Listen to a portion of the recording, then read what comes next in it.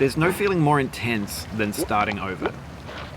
If you deleted your homework the day before it was due, as I have, or if you left your wallet at home and you have to go back after spending an hour in the commute.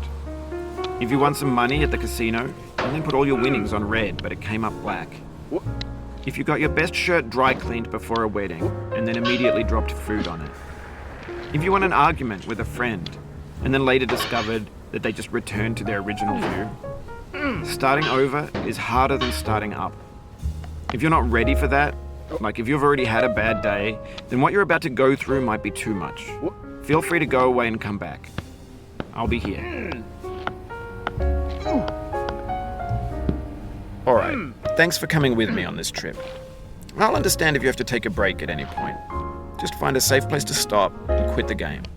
Don't worry, I'll save your progress, always, even your mistakes. This game is a homage to a free game that came out in 2002, titled Sexy Hiking. The author of that game was Jazuo, a mysterious Czech designer who was known at the time as the father of B games. And B games are rough assemblages of found objects. Designers slap them together very quickly and freely, and they're often too rough and unfriendly to gain much of a following. They're built more for the joy of building them than as polished products.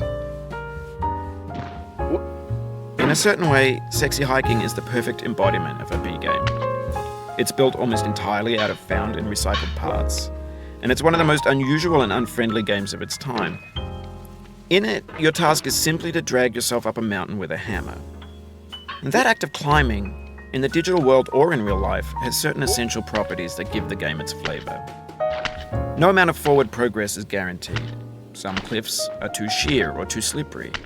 And the player is constantly, unremittingly in danger of falling and losing everything.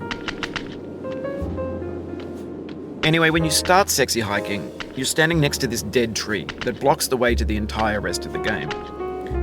It might take you an hour to get over that tree, and a lot of people never got past it.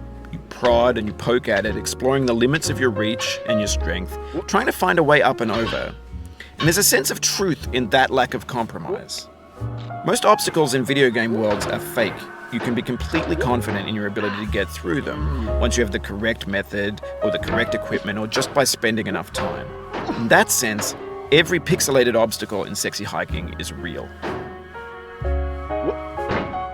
The obstacles in Sexy Hiking are unyielding, and that makes the game uniquely frustrating. But I'm not sure Jazuo intended to make a frustrating game. The frustration is just essential to the act of climbing, and it's authentic to the process of building a game about climbing. A funny thing happened